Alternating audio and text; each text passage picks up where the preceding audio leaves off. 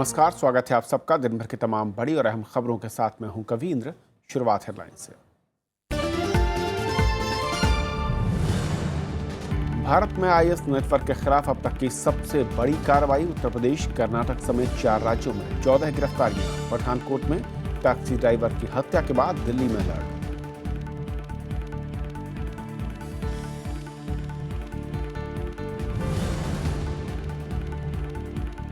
रोहित वेमुला की मौत की जांच के लिए न्यायिक आयोग के गठन का ऐलान।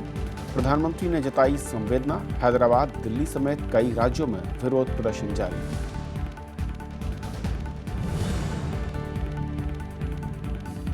पीठासीन अधिकारियों के सम्मेलन में लोकसभा स्पीकर का बयान। कहा, जनप्रतिनिधियों की साख बचाना सबसे बड़ी चुनौती। कम से कम 60 दिन काम करें विधानसभाएं।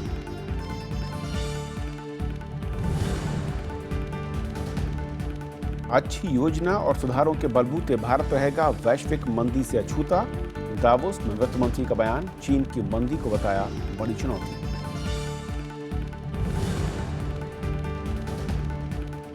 और 2 दिन की भारी गिरावट के बाद शेयर बाजार में राहत। सेंसेक्स में 473 अंकों का उछाल, ₹39 हुआ मजबूत।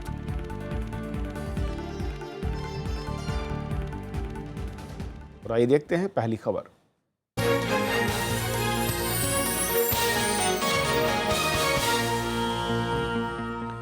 एनआईए ने आज देश भर से इस्लामिक स्टेट के 13 संदिग्धों को गिरफ्तार किया। ये गिरफ्तारियां कर्नाटक, हैदराबाद, महाराष्ट्र और उत्तर प्रदेश से हुई हैं। गणतंत्र दिवस समारोह को देखते हुए पूरे देश में सुरक्षा कड़ी है और एनआईए की कार्रवाई को इसी का एक हिस्सा माना जा रहा है। राष्ट्रीय सुरक्षा एजेंसी ने शुक्रवार को आईएस से हमदर्दी रखने वालों के खिलाफ बड़ी कार्रवाई की। एनआईए ने देश भर से संदिग्धों को गिरफ्तार किया है। एजेंसी का दावा है कि इनके पास से 42 मोबाइल फोन और विस्फोटक सामान बरामद किए गए हैं। केंद्र सरकार इसे आंतरिक सुरक्षा के लिए बड़ा कदम बता रही है। ये दर्शाता है कि हम लोग कितने एक फोकस तरीके से अपना कदम उठा रहे हैं और इससे देश के लिए एक सुरक्षा का माहौल, एक सुरक्षित देने का जो हमारा कमिटमेंट है देशवासियों को, उसके उस डायरेक्शन में हम लोग चल रहे हैं। ये गिरफ्तारियां कर्नाटक, हैदराबाद, महाराष्ट्र और उत्तर प्रदेश से हुई हैं। समाचार एजेंसी पीटीआई के मुताबिक मुंबई में रहने वाले मुनबीर मुश्ताक को भी गिरफ्तार किया गया है। आरोप है कि वो संगठन की भारतीय शाखा का अमीर है। उसके पास से 8 मोबाइल फोन बरामद किए गए। सूत्रों के मुताबिक मुश्ताक को भारत में धमाके और विदेशी नागरिकों को निशाना बनाने की जिम्मेदारी सौंपी गई थी। ಎನ್ಐಎನವರು ಮತ್ತು ನಮ್ಮ ಪೊಲೀಸ್ ಕಮಿಷನರು ಅಥವಾ ನಮ್ಮ ಸ್ಟೇಟ್ ಪೊಲೀಸು ಅವರು ಒಟ್ಟಿಗೆ ಸೇರಿ ಮಾಡ್ತಾರೆ. ಅದನ್ನು ಅನೇಕ ವಿಚಾರಗಳನ್ನು ನಾವು ಬಹಿರಂಗವಾಗಿ ಹೇಳೋದಕ್ಕೆ ಇಷ್ಟಪಡೋದಿಲ್ಲ. इस बीच दिल्ली पुलिस ने पठानकोट से एक टैक्सी के गायब होने का अलर्ट जारी किया है। इसके मुताबिक 3 लोगों ने पठानकोट से टैक्सी किराए पर ली, जिसके बाद बुधवार को हिमाचल के कांगड़ा जिले में ड्राइवर का शव बरामद हुआ, जबकि कार और तीनों लोग लापता हैं। पुलिस ने कार का नंबर जारी कर लोगों से इस बारे में जानकारी भी मांगी है। Bureau report, Rajya Sabha TV. और इस बीच संदिग्धों के परिजनों ने तमाम आरोपों को पूरी तरह से गलत बताया है। पुलिस को फेसबुक में शेयरिंग करने का मामला इनके पास था। उसके लिए रात लेकर के आए। अभी पूछताछ की, मुझे बताए कि इसने जो है फेसबुक में शेयरिंग किया। बस इतनी सी बात है। He was doing his Arabic grammar course. He was actually arranging for the classes and maintaining the attendance in a paper. They actually were asking, I just heard about that paper. What is this? Who are these people? He said the names are here, the numbers are also here. So you can call them. They are always available because we are all students. और नए इतिहास की छापेमारी की कार्रवाई पर और बातचीत करेंगे। हमारे साथ मौजूद हैं retired lieutenant general Shankar Prasad साहब। सर, बहुत बहुत स्वागत है आपका राज्यसभा टेलीविज़न पर।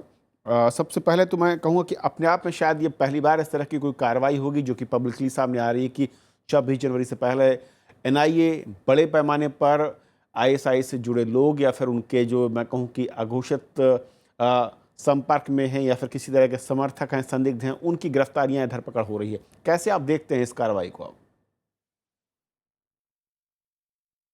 देखिए, सबसे पहली बात तो हमें ये देखना है कि हमारी इंटेलिजेंस एजेंसीज अब पहले से कहीं ज़्यादा सतर्क हो चुकी हैं और कहीं ज़्यादा अच्छी इंटेलिजेंस हासिल करने की सिचुएशन में हैं।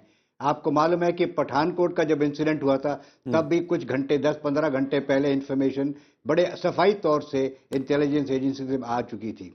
ये आज की जो खबर है ये भी इंटेलिजेंस एजेंसी की सराहना करनी पड़ेगी कि उन्होंने अच्छा काम किया। लेकिन अब देखना यह है कि इस इंटेलिजेंस के साथ हम इस टेररिज्म को किस तरह से कॉम्बैट कर सकते हैं। मैं एक बात अवश्य कहना चाहता हूं आज कि जब भी इस किस्म की कार्रवाई होती है तो हम कुछ ना कुछ नई चीज सोचना शुरू कर देते हैं। अब पठानकोट के बाद मैंने सुनने में आया अखबारों में और कई मीडिया के जरिए कि एक मिनिस्ट्री ऑफ इंटरनल सिक्योरिटी दोबारा बनेगी।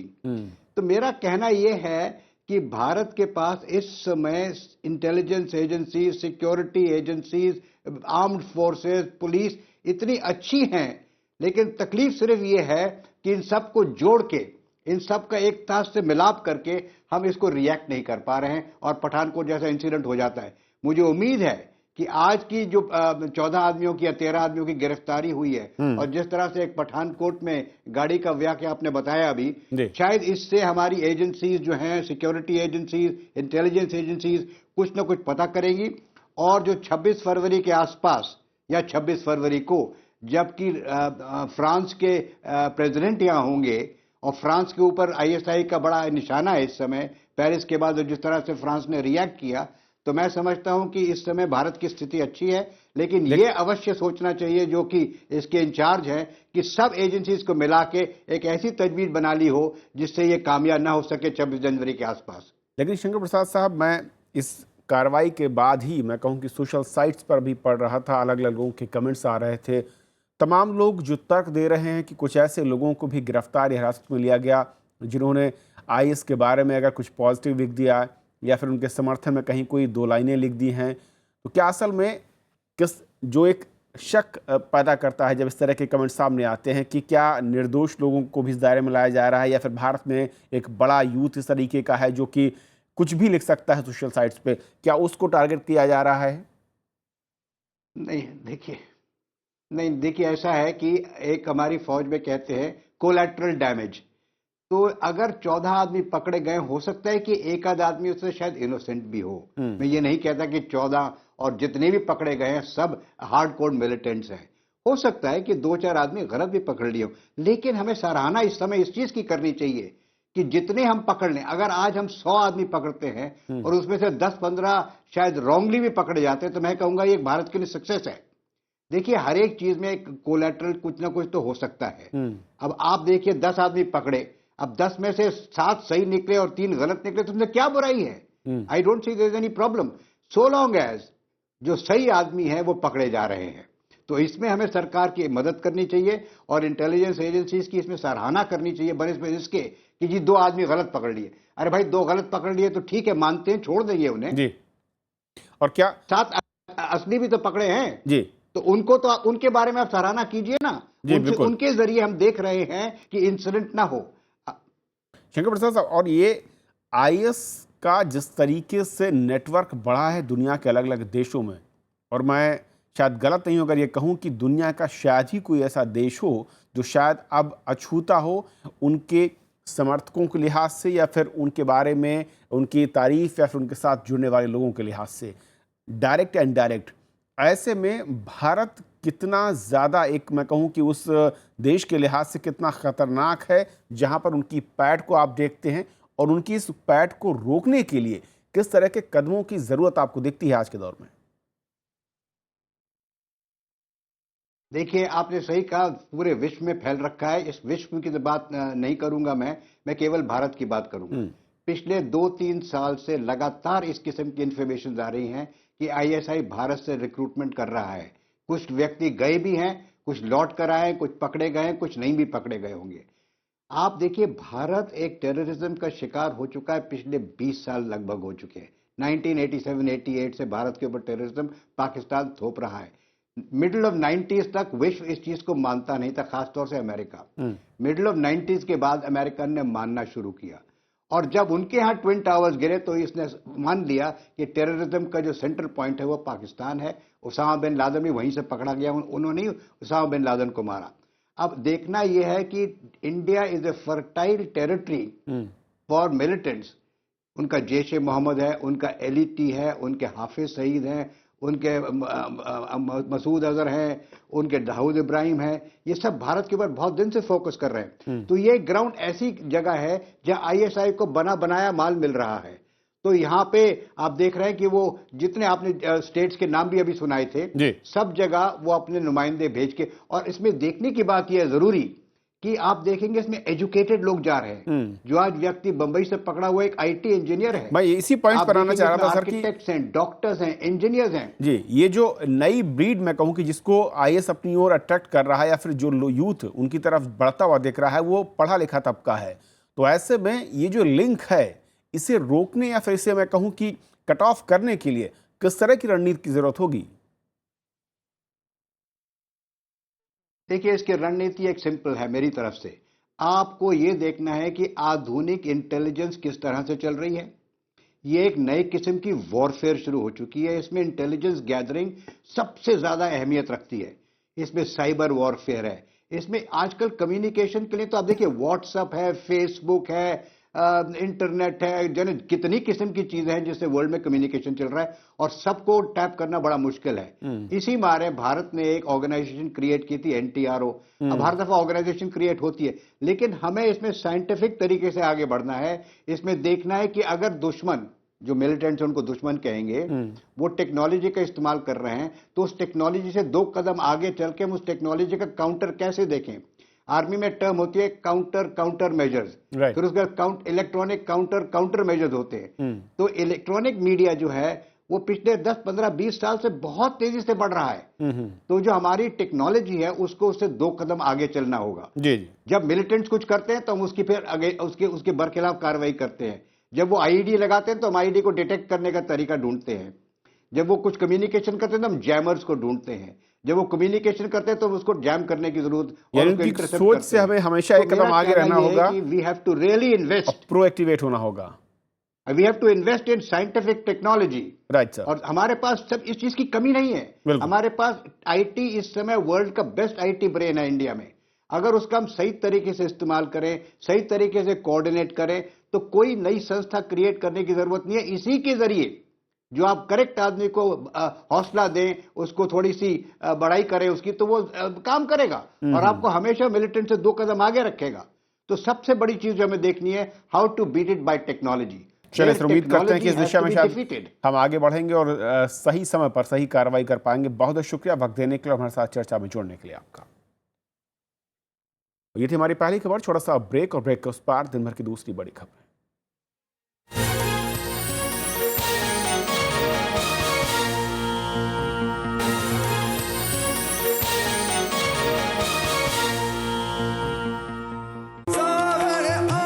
राजस्थानी गीत संगीत, रेगिस्तान की आबो हवा में घुली लोक संगीत की मिठास।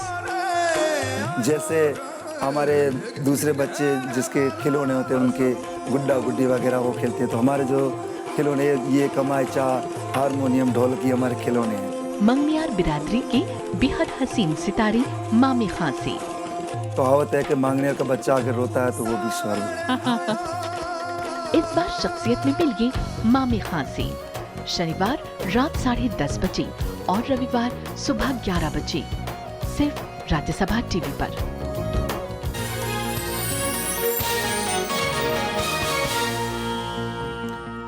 प्रधानमंत्री नरेंद्र मोदी ने हैदराबाद विश्वविद्यालय के छात्र की खुदकुशी के मामले में दुख जताया है। लखनऊ में दीक्षांत समारोह के दौरान प्रधानमंत्री रोहित वेमुला का जिक्र करते हुए भावुक हो गए।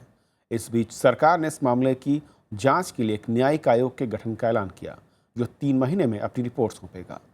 हैदराबाद विश्वविद्यालय ने रोहित के परिजनों को 8 लाख रुपए के मुआवजे का ऐलान किया है। हालांकि विश्वविद्यालय में छात्रों का विरोध आज 5वें दिन भी जारी रहा।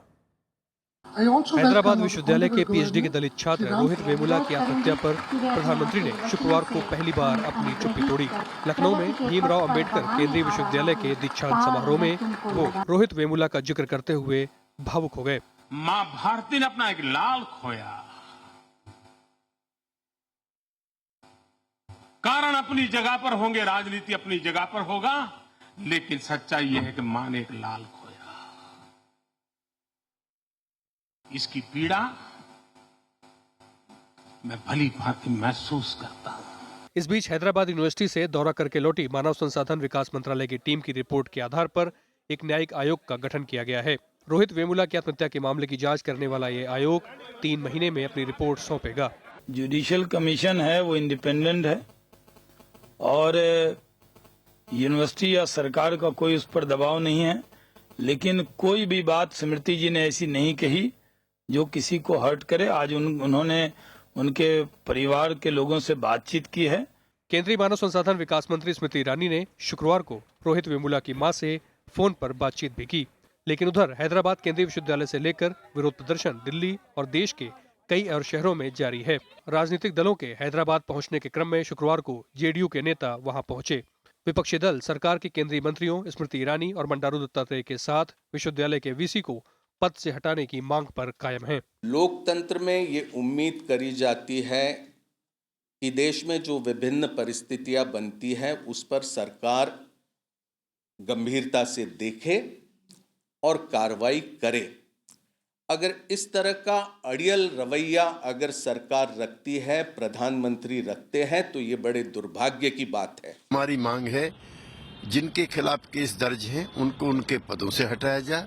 श्रीमती स्मृति ईरानी भी इसके लिए जिम्मेदार हैं, उनको मंत्रिमंडल से हटाया जाए और जुडिशियल इंक्वायरी की हम मांग करते हैं। इस बीच पुलिस ने छात्र रोहित वेमुला की आत्महत्या के पहले लिखी चिट्ठी को फोरेंसिक जांच के लिए भेज दिया है। पीएचडी के छात्र रोहित वेमुला ने रविवार को हॉस्टल में खुदकुशी कर ली थी। रोहित सहित 5 दलित छात्रों को बीते एक साल कुछ छात्रों से विवाद के बाद विश्वविद्यालय से सस्पेंड कर दिया गया था। हालांकि मामले के तूल पकड़ने के बाद गुरुवार को चारों छात्रों का निलंबन वापस ले लिया गया था। विपिन चौहान के साथ bureau report, Rajya Sabha TV. Lok Sabha अध्यक्ष सुमित्रा महाजन ने विधायी निकायों की बैठकों के दिन बढ़ाने पर जोर दिया है। गांधीनगर में हो रहे लोक पीठासीन अधिकारियों के सम्मेलन में लोकसभा अध्यक्ष ने जनप्रतिनिधियों की साख बचाने को सबसे बड़ी चुनौती बताया। सम्मेलन में राज्यसभा के उपसभापति पीजे कुरियन समेत 27 विधानसभा अध्यक्ष और 24 उपाध्यक्ष भाग ले रहे हैं। लोकसभा अध्यक्ष सुमित्रा महाजन ने शुक्रवार को गांधीनगर में पीठासीन अधिकारियों के 78वें सम्मेलन का उद्घाटन किया। सम्मेलन में संसदीय परंपरा से जुड़े ज्वलंत मुद्दों पर चर्चा करके समाधान तलाशने की कोशिश हुई। लोकसभा अध्यक्ष ने कहा कि सदन कम से कम 60 दिन और बड़े विधानसभाएं 90 दिन चलें ताकि सार्थक वाद विवाद हो सके। उन्होंने सांसदों और विधायकों को बेहतरीन सूचनाओं से लैस करने पर भी जोर दिया है। अपोजिशन कहे अपनी बात, बिल्कुल कहे, ताकत से कहे, मगर ये दोनों का तालमेल बिठाते हुए हम किस तरीके से बात करें, ये थोड़ा सा हमें देखना है। और जनमानस में अगर हमारी कोई कम प्रोडक्टिविटी की इमेज बन रही हो तो उसको हम कैसे बदल सकते हैं। गुजरात विधानसभा के अध्यक्ष गणपत सिंह बसावा ने कहा कि अलग अलग विचारधाराओं के बाद भी संविधान साथ चलने की प्रेरणा देता है। उन्होंने पीठासीन अधिकारियों के बीच आपसी संवाद पर भी जोर दिया। बदलते समय में जनता ने अपने प्रतिनिधियों से अपेक्षा बढ़ रही है। ऐसे गतिशील माहौल में देश की विधायी संस्थाओं और उनके पीठासीन अधिकारियों के मध्य विचार विनिमय हेतु आपसी संवाद और सहयोग का स्थापित होना बहुत जरूरी है। गुजरात के मुख्यमंत्री आनंदीबेन पटेल ने कहा कि समाज में कई बदलाव आए हैं, इससे लोकतंत्र में पारदर्शिता की चुनौतियां भी बढ़ी हैं। तू मैं से देश नहीं चलता है, देश साथ साथ मिलकर चलता है। इसके लिए संविधान एक ऐसी शक्ति है जो हमें साथ साथ मिलकर चलना सिखाती है। सम्मेलन में नए सदस्यों के प्रशिक्षण पर भी जोर दिया गया है। साथ ही संसदीय समितियों को मजबूत बनाने पर भी चर्चा की गई। पीठासीन अधिकारियों के सम्मेलन में वैसे तो कई सवाल उठे, लेकिन चर्चा मुख्यतः 2 बिंदुओं पर केंद्रित रही।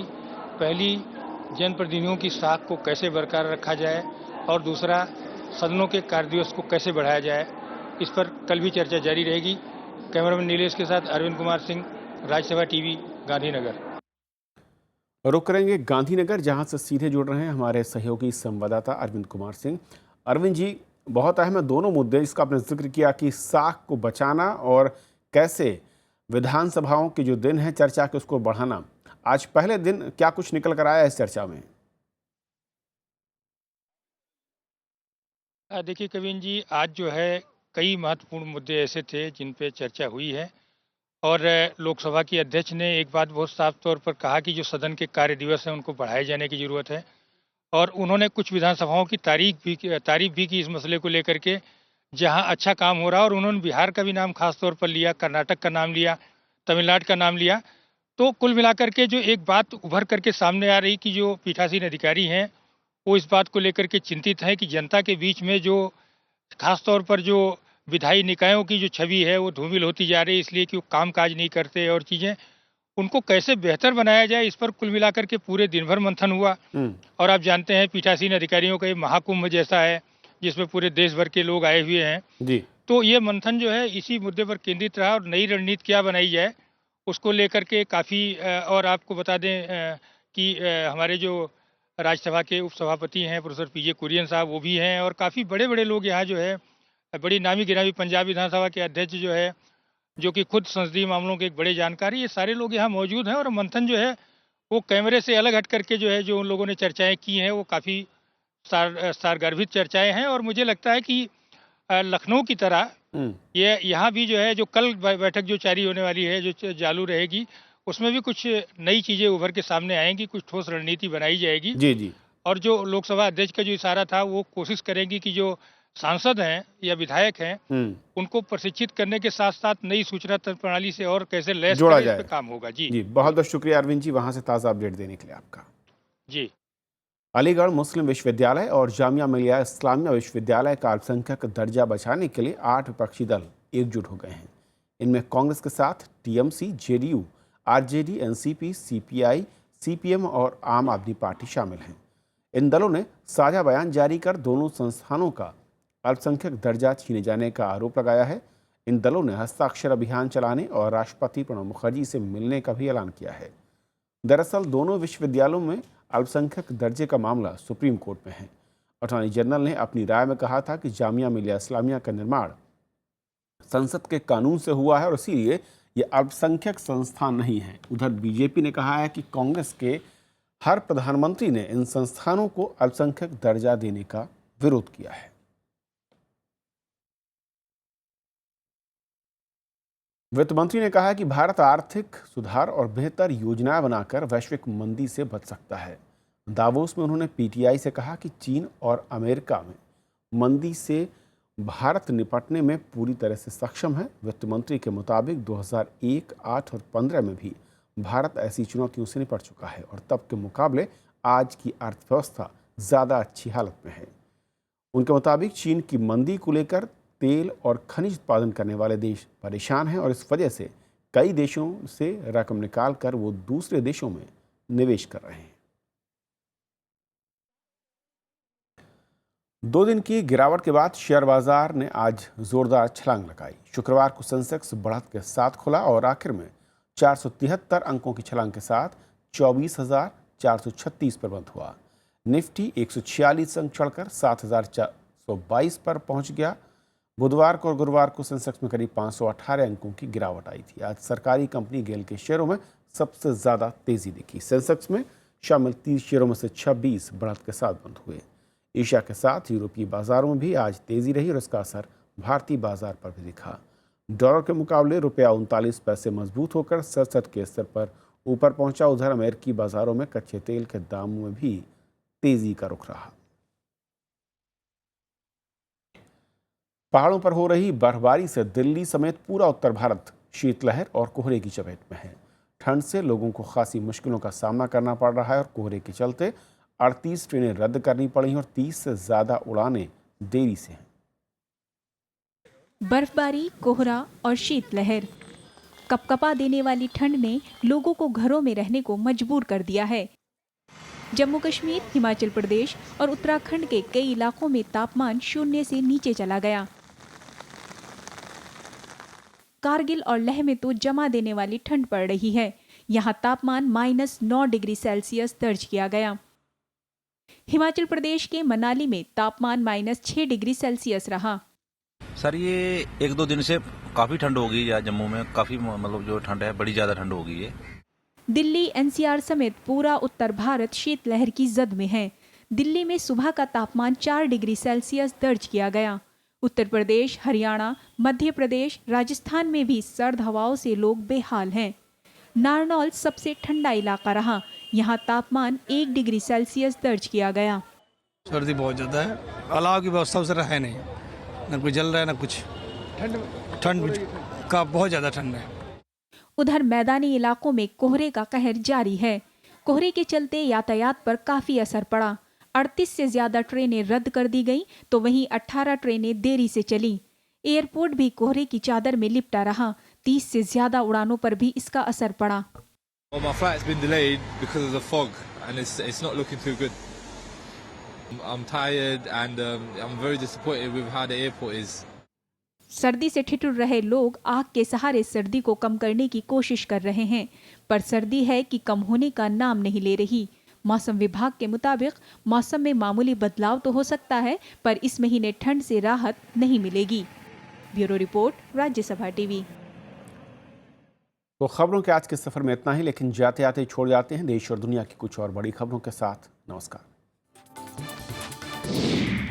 बीजेपी सांसद शत्रुघ्न सिन्हा ने शुक्रवार को खुलासा किया कि भारतीय फिल्म और टेलीविजन संस्थान के अंतरिम अध्यक्ष का पद स्वीकार करने के लिए वो तैयार हैं। शत्रुघ्न सिन्हा का कहना है कि उन्होंने मौजूदा अध्यक्ष गजेंद्र चौहान से पद छोड़ने का आग्रह भी किया था। पश्चिम बंगाल के बीरभूम के अमोदपुर में एक घर में हुए बम धमाके में 2 भाइयों की मौत हो गई। मरने वाले शेख हफीजुल और शेख तारिक हुसैन तृणमूल कांग्रेस के समर्थक थे। पुलिस मामले की जांच कर रही है। मुंबई में एक एसयूवी कार से फुटपाथ पर सो रहे 5 लोग घायल हो गए। इसमें 4 महिलाओं समेत एक बच्चा भी शामिल है। आरोपी अमीन यूसुफ खान को पुलिस ने गिरफ्तार कर लिया है। सुप्रीम कोर्ट ने अरुंधति राय के खिलाफ बॉम्बे हाई कोर्ट में अवमानना नोटिस पर रोक लगाने से मना कर दिया है। कोर्ट ने उन्हें 25 जनवरी को बॉम्बे हाई कोर्ट में होने वाली पेशी से भी छूट देने से इनकार कर दिया है। राय ने दिल्ली विश्वविद्यालय के प्रोफेसर GN साई बाबा पर एक लेख में न्यायपालिका की आलोचना की थी। सुप्रीम कोर्ट ने उत्तर प्रदेश के BSP विधायक राजू पाल की हत्या की जांच CBI से कराने के आदेश दिए हैं। 2005 में राजू पाल की हत्या हुई थी। राजू पाल की पत्नी पूजा पाल ने ये याचिका दायर की थी। कोर्ट ने CBI को 6 महीने में जांच रिपोर्ट सौंपने को कहा है।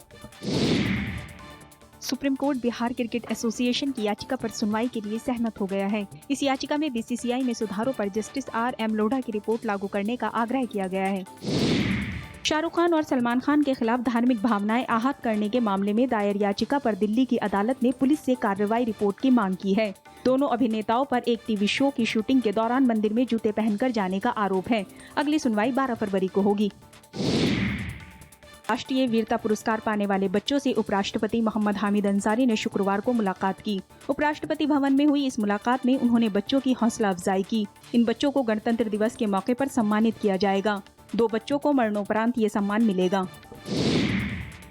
सोमालिया की राजधानी मोगादिशु के समुद्र तट पर एक रेस्तरां में कार बम धमाके में 19 लोगों की मौत हो गई। मरने वालों में महिलाएं और बच्चे भी शामिल हैं। पुलिस ने हमला करने वालों में से 4 लोगों को मार गिराया और एक को जिंदा पकड़ लिया है। IS के संगठन अल-शबाब ने हमले की जिम्मेदारी ली है। मिस्र के प्राचीन गिज़ा पिरामिडों के पास बम विस्फोट में 7 पुलिसकर्मियों समेत 10 लोगों की मौत हो गई और 20 अन्य लोग घायल हो गए। ये विस्फोट उस समय हुआ जब सोमवार को वर्ष 2011 में हुई उस क्रांति की वर्षगांठ है जिसने पूर्व राष्ट्रपति हुस्नी मुबारक को अपदस्थ कर दिया था।